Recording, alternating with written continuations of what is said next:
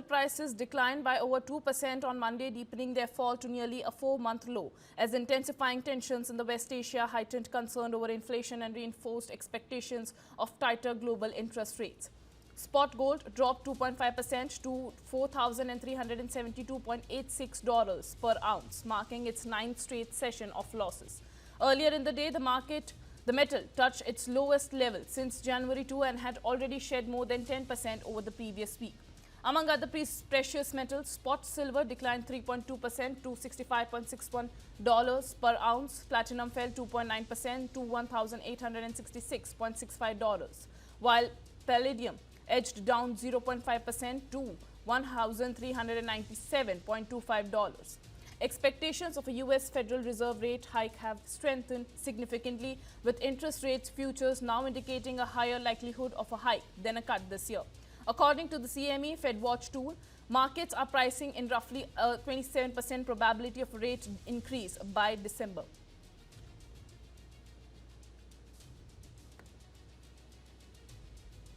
Well, as the West Asia conflict continues, gold prices are now crashing, and it has declined over 2% as the conflict in West Asia continues to escalate.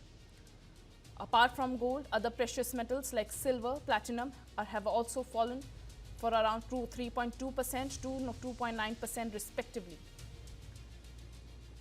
Donald Trump's warning has sent market to react. Earlier, reports were coming in that stock market has crashed as well.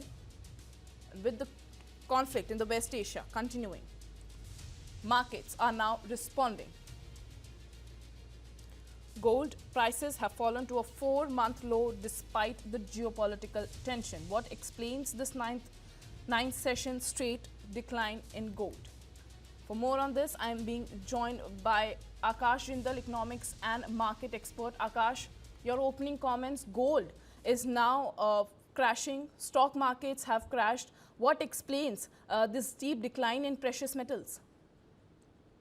The reason is clear: buying power and the buying ability, capability of either institutions or individuals has declined. Gold is often said that Right. during uncertainty, people buy gold because gold is always considered to be the best buy during uncertain time. It's called safe haven asset. But now, very frankly, there's no uncertainty. We already know that the war is there, and the war is causing acute, immense damage to the global economy. So now there's no more uncertainty. Till the time uncertainty was there, people were buying into gold. Now people are concentrating more on their essentials. More on essentials is food, clothing, and health, education, and of course rentals and roti kapda and makan, what you say. So right now, whether it's organizations throughout the world or individuals, nobody is planning to allocate some money to gold to diversify, to hedge, because diversification, hedging is only done when you are expecting some uncertain times. Now uncertainty is over. Now the doubts are over. It's very clear that war is on. And then forex also. Now, as far as global currencies are concerned, there has been wild fluctuation in the currencies. Though dollar has increased against the rupee, but globally there have been huge fluctuation in the currency. That is also impacting gold prices. And if the war continues to escalate the way it's predicted, gold may further fall. Because see, if you talk about Indian context, nobody would like to go out and buy gold jewelry for 3 lakh, 4 lakh rupees when nobody is certain about his business, nobody is certain about his job. Because what is happening is, in India, our government has been managing the economy very well. Prime Minister Modi's team has been managing our economy very well. We have been the fastest growing economy amongst major economies. We have become the fourth largest economy. But because of a global problem, in spite of the best efforts of our government, we also have been impacted. So now, of course, there's fuel shortage. Industries are not getting proper LPG, and fuel is also lesser.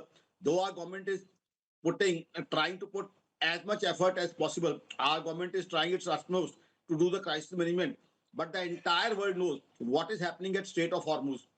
So now things are very, very bad. And the global economy, mind my words, my organization Akash Indal predicts 4.5% GDP decline in the global economy. So what it means is, rather than going in for luxuries, rather than going in for investment, Rather than trying to beautify, people would be focusing on their essentials like housing, food, shelter, education, and health.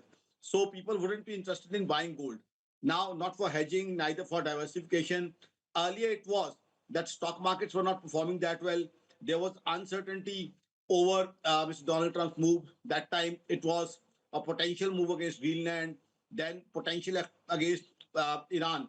Now, there's nothing potential. It's actual and much more intense than people had predicted. Global experts had predicted. I've been doing shows on top global channels. Now, nobody amongst the global experts predicted that the war could be so intense and the damage could be so huge. Like oil refineries who have been bombed, they have been bombed in 1 hour. But to recreate that refinery, you need 3 to 4 years. Similarly, many other damages which have been caused have been too heavy. So what happens is gold, silver had to fall down. And if, let me tell you, if the war intensifies, they'll fall further. Of course, the fall in stock markets can be much more faster, much more, severe. But gold and silver also are not expected to give returns because who would think of investing right now? Right now, what people are thinking is cash is king. Right now, people are trying to be liquid so that in case things go further bad, they have money for their survival, whether survival of their organization or survival of their household. So this is the situation. That's why neither global organizations nor individuals are buying gold. Again, marriages and ceremonies also in India, if you ask me, either people have reduced the size of the ceremony or they have postpone the ceremony because Right. people are not sure about whether they'll have proper fuel, proper catering. The way, I mean, we have seen some of the catering organizations getting closed, some of them partially getting closed, and then as uncertainty over LPG. Our government has put lots of efforts. They have already managed 2 LPG carriers. Now again, an LPG carrier is expected to come to India. So our government is putting full effort. But what to do with Strait of Hormuz? Strait of Hormuz is becoming riskier by the day. We already know what Mr. Donald Trump has said, and we already know about the 48-hour ultimatum which has been given. So things are very, very bad, and that is going to impact gold, silver, equities, bonds, everything. Rather, now what I predict is in many of the European countries, now the things could be as bad that there could be questions over jobs because when companies wouldn't be profitable, the companies wouldn't be getting raw material. Maybe some job issues may also crop up. Global economy is going to go through a huge, huge downturn. See, prior to the war, people like Akash and the people like me have been saying global economies will slow down. And let me give you data. Economy like US, which is the biggest economy in the world, they had negative GDP growth January to March 2025. Germany, which is the third biggest economy in the world and the biggest economy of Europe, they have seen negative GDP growth for 2023-24. If you talk about Britain, 2024 September and October, they had negative GDP growth. Japan, in the same quarter where India delivered a magnificent 8.2% GDP growth, Japan has already shown negative GDP growth. So global economy was already going through a huge slowdown. Now that slowdown has been pushed into a recession, a deep recession. Uh, my organization, Akashvindal.in, would term it as a stagflation.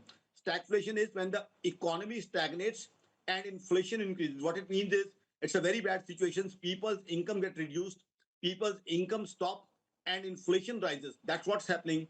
If you countries like Australia, in many European countries, fuel prices have already increased, and that is impacting industry, that is impacting catering, that is impacting households. I mean, certain areas like tourism, like aviation, have been very, very hard hit because see, when the question is whether you are going to get sufficient food at home, food plan for tourism because tourism means you have to spend money. Similarly, travel has also reduced. People are trying to stay away from travel as much as possible. One, there's risk of traveling. Secondly, of course, travel you have to shell out money. Again, everybody wants to keep the money close to his chest. So there are many issues, which means for the ordinary investors, let me tell you, gold and silver may decline further. Global equities may decline further. Bonds also may decline further.